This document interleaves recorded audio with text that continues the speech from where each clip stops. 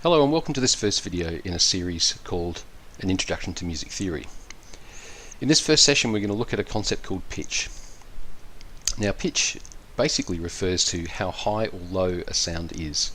So for example, we're going to look at pitch using this piano keyboard here.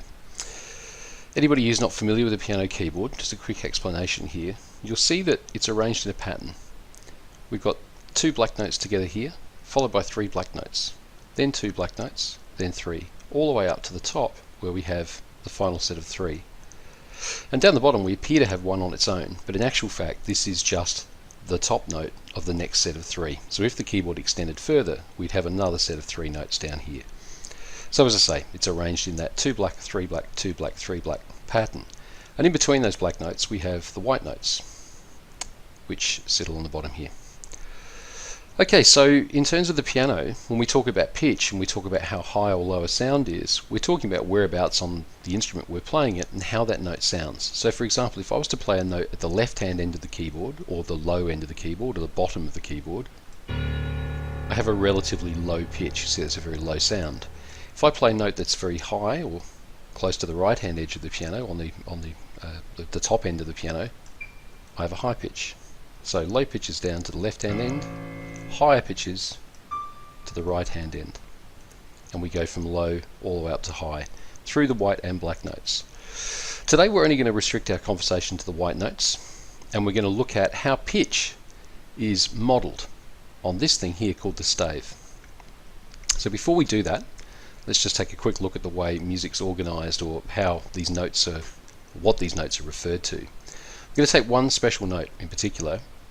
If you see any two black notes on the piano, if we play the white note immediately to the left of them, we have a pitch called C.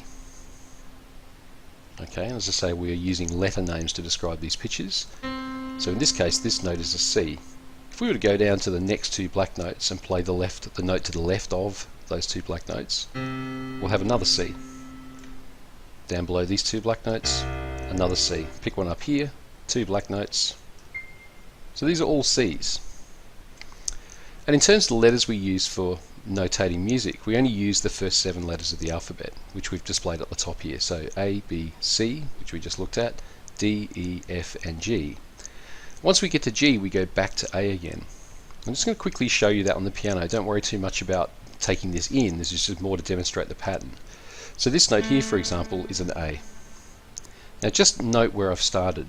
We've got 3 black notes, and we're playing the white note between the top 2 black ones. This is an A. Now I'm going to go up through the alphabet, and I'm also going to go up through the white keys on the piano just to see how this works. A, B, C, D, E, F, G, and when we get to G we run out of letters, we go back to A again. And if you notice where I finished, there's my group of 3 black notes, top 2 black notes, note in between is the A, which is where we started, which is also the A, and another one, and another one. So the white notes are essentially a repeating pattern, A through to G. When we get to G, we go back to A again. Okay. Keep in mind this note we talked about before. This is middle C. This is an important note on the piano, and it's an important note in notation as well. So we're going to go on to look at how we actually go about notating pitch. There are 2 aspects to music. Any music that you listen to is organised using 2 systems. First of all, the pitch, how high or low certain notes are, and their organisation in time, when we play them. You can essentially say for any piece of music, it is a series of notes played at a certain time. We're not concerned with the when notes are played in this session. We're only just looking at the pitch, how high or low they are. So this thing up the top here is called a stave. We'll see, or a staff in some cases. We have a system of 5 lines, 3, 4, 5, and a series of 4 spaces, 1, 2, 3, and 4. And we use these lines and spaces to place notes in particular positions to represent a pitch, or a particular letter name. Not only the letter name, but which particular letter name we're talking about, because we've already said that there's a C here, another C here, another C here, So if I put a note on the stave indicating it's a C, it doesn't just indicate it's a C, it indicates it's a specific C, one in particular. Let's just go ahead and do that to start off with. We're going to put a note on the stave. I'm just going to demonstrate this system of spaces and lines first before we get into the guts of this. So I've just inserted the note onto the stave, and the important part about notes in music notation is this element of it, which we call the head of the note, the circular element. I'm just going to put a different type of note on there for a second. Let's say, for example, if we put one of these here. Okay, so here we have a circular element to the note, and we also have a stem. If I was to go to another example, and we'll put that one there, for example, again, same thing, circular element, which is the head. Now, the head of the note can be hollow or it can be filled in. That's not important for us at the moment. All we need to deal with at the moment is just that circular element. You'll see this note has got a stem on it as well. It's also got what's called a tail. But all of that we're going to ignore. We're just looking at the circular element, and we're going to ignore any of this that's going on over here for the moment. When we get into this will disappear anyway. Okay, so let's go back to the note we had before, which is this one here. Okay, so we have a circular element, and we've placed it on a space. Okay, so when a note's on a space, we can see it's focused on that space. It's between two lines. I can also take a note and I can place it onto a line. So here we see that the note head is focused on that line. So we can either put the note in a space, or we can put it on a line. We're only going to deal with putting notes between this bottom line and this top line for the moment. We're going to go on and extend it in a little while, but for the moment we're just going to look at these positions. So how many positions do we have? Well, we've got 1, 2, 3, 4, 5, 6, 7, 8, 9. So there are 9 different positions that we can place a note on this stave, on any of the 5 lines or in any of the 4 spaces. Let's deal with the spaces first. So in dealing with the spaces first, we first need to take a look at this element on the left hand side here. This is called a clef, and in particular this one is called a treble clef. Everything I'm going to talk to you today about pitch relates to this particular clef. There are other clefs that you can have in music. I'm just going to show you another one just as an example. So for example, we could have this. I'm just going to take this note back in here for a minute just to make things easier to understand. So this is a different clef. It means that the lines and spaces mean something different. But for the moment, we're just going to restrict our discussion to this one, which is the treble clef. Okay, so here's the treble clef. Everything I'm going to talk to you about in terms of pitch and these lines and spaces rely on the fact that one of these is present. Okay, so this bottom note, the bottom space, is actually an F. But as I said before, it's not just an F, it's a particular F. And in this case, it's the F above middle C.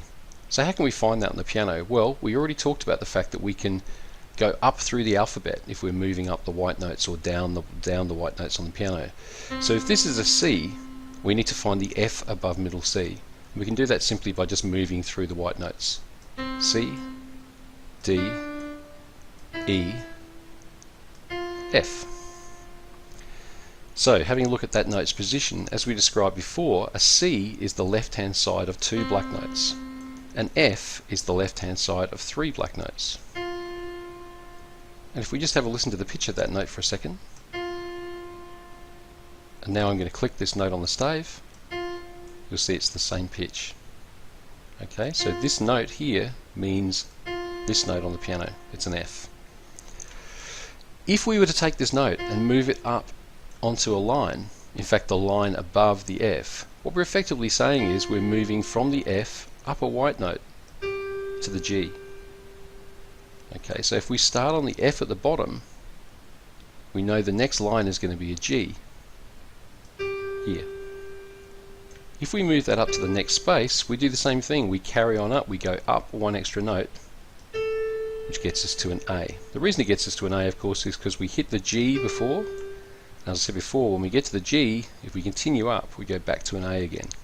So that's one way of doing this. We could just say, okay, well I know what the F is, and if I want to work out what this note is, then I just have to spell up F, G, A, B, C, D, which it is correct, that is a D. In fact, it's that D.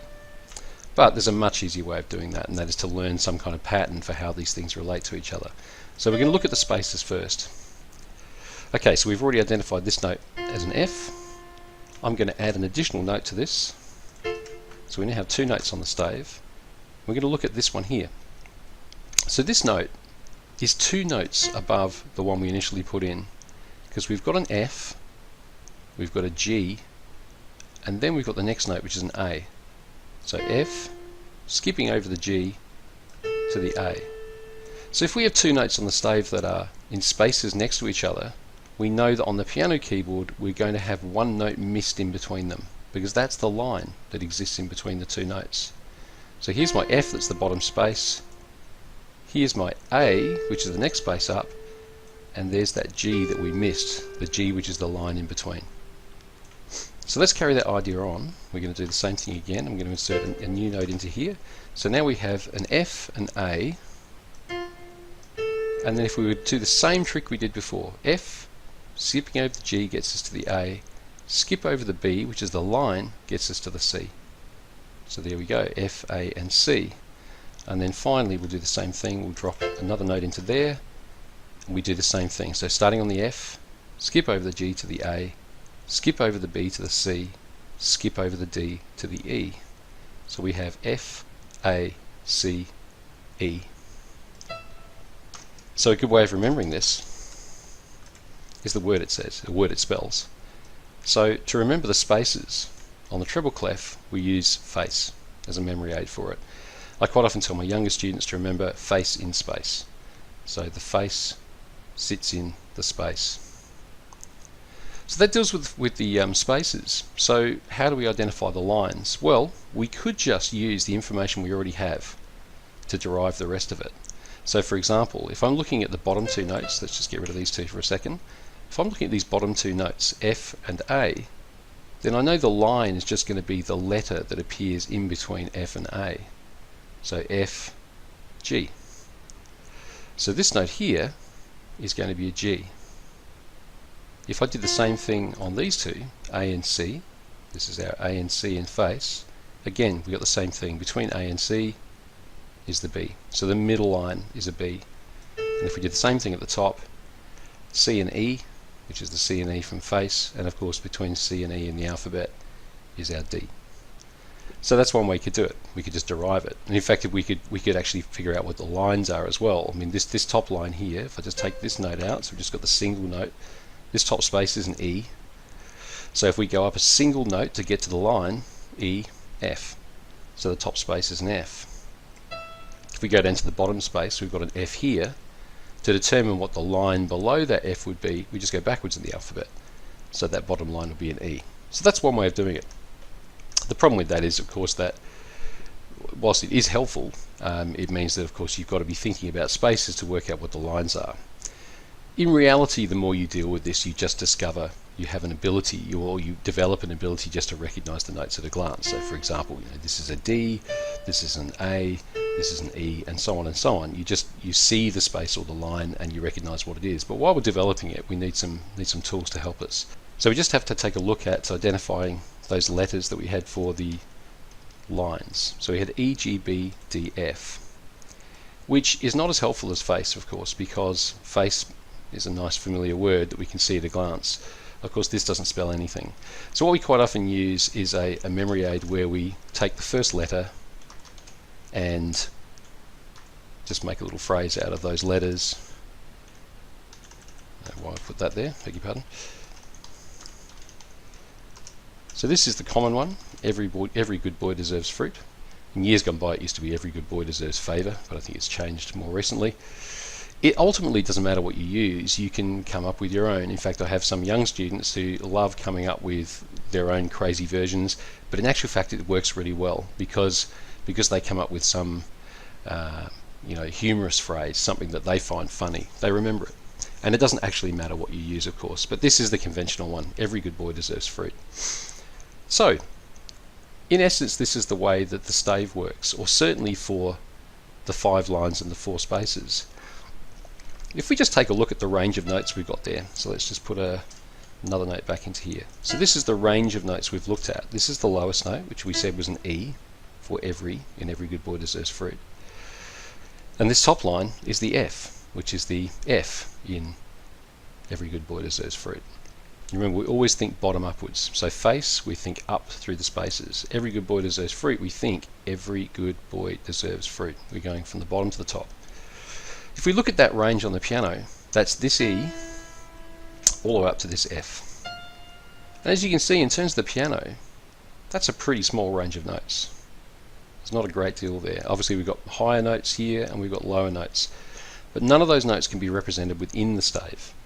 We have to move outside the bounds of the stave to start doing that. So we're going to take a look at what happens if we move from the E at the bottom and we move down one note. So this note as well is also sitting in a space. It's not a space within the stave, but it is a space just the same as all of these other ones. Because it's not sitting on a line, it by default has to be sitting in a space. So how do we work out what that note is? Well, we use exactly the same system we used before. If this is an E and we move down one note, we're just moving backwards one letter in the alphabet. So this note here is a D. In fact, that D there. If we were to do the same thing at the top, so every good boy deserves fruit, this is an F, and we move up one, we would go from an F to a G. And in fact, that G there. So it's the same idea. Now we've extended our range a little bit. Now we've got this D all the way up to this G. So it's a little better. We've got a bigger range, but still not great. We've still got a ton of notes outside here. In reality, we're not going to be able to represent every single note on the piano on the treble stave. We technically can, but in practice we don't. So we won't look too much at that. What we will do though is look at how we can extend just slightly above or below the stave, because in practice we do this. Let's go back to our bottom example. So we identified this note as being a D. We had the E and we moved down one note to get us to the D. If we carry on that movement and move down one note again, you'll see we're back on a line. The only difference is that we've had to add this line ourselves. This line through the note here is called a ledger line. L-E-D-G-E-R, ledger. And we use that to represent notes that appear outside of the range of the stave. And in actual fact, if I just move face out of the way for a second, we can, as you can see, have quite a number of ledger lines to carry this idea on. The concept remains the same though. E down to D, down to C, down to B, and so on and so on. We'll come to that in a second. But just take a look at this note here. Well, where were we before? We started here on the E, we moved down to the space which got us to the D, and then we moved down to the next line which brings us back to the C. And in fact this note is fairly important because it is middle C, the one we talked about before, the C that's closest to the middle of the piano. So that's a note that's really important, or not so much really important, but it's a good one to learn. It gives you a good reference point for other ones. That middle C is the first line below the treble stave. We can, as I say, carry that on, C, down to B, down to A, down to G, down to F, down to E, and so on and so on. We of course can do exactly the same thing on the top. So here's our F, up to G, we go the next ledger line up, G takes us up to A, so this is an A, and then a B, and then a C, and a D, and E, and so on and so on. So that pretty much wraps up what we're going to look at today, which is, is just a very brief overview of pitch, how it's related on the stave, the idea of the fact that pitch is the concept of how low or high a sound is. And as I say, these memory aids for remembering what the lines and spaces actually mean. So what we should take away from this is we use the first 7 letters of the alphabet and it's a repeating pattern. If we get to a G and we want to carry on higher, we go back to A again. If we're at an A and we want to continue going lower, we go back to G again. So this pattern wraps at both ends. And we've also seen how that relates to the piano, in the fact that we have this repeating pattern on the piano of 2 black keys, 3 black keys, 2 black keys, 3 black keys, and so on. So it's a repeating pattern that exists in both places.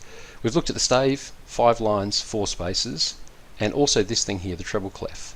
So remember, the pitch names that we talked about in this session relate to the treble clef. If we had a different clef at the start, the spaces and lines would denote a different pitch.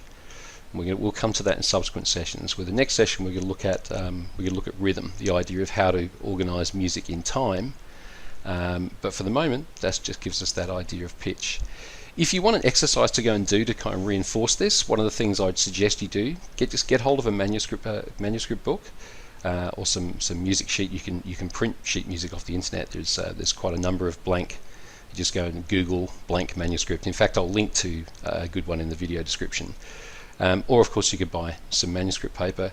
The other thing you can do is get hold of a bit of software. Just to let you know, the bit of software that I'm using through these courses is called MuseScore. This is MuseScore version 2. It's free, totally freely downloadable music transcription software. It's a great little thing. I use it for all of my teaching materials now. Any charts or anything I have to write are all done with this software. Of course, you can also invest in some of the professional scoring packages that are around. They're quite expensive. They're also very good. I have to say, MuseScore does everything I need it to do. It does everything I use for my teaching material and more sophisticated things as well. So yeah, excellent little program. And again, I'll link a download location to that. But in terms of an exercise, one of the things you could do is just identify what these pitches. Practice writing them. Just practice writing each of these notes onto the stave. Identify the letter as you do it. Say the letter as you do it. Get used to these. Every good boy deserves fruit. And face as memory aids for where these things are. If you've got access to a piano, even better. What I suggest you do is, as you write these notes, F, say what the note is, go to the piano, find that F. Remember, the F is the F above middle C, because our middle C is down here. So there's our middle C. And in fact, you could start from there. So there's your middle C, one note, there's the D. Just familiarise yourself with those pitches. That's a good exercise to start with. Okay, thanks very much for listening and for watching. If you have any comments or feedback, please leave them in the comments section, and I'll try and address as many of those as possible. As I say, the next session we're going to look at rhythm, and I hope to see you then. Okay, thanks.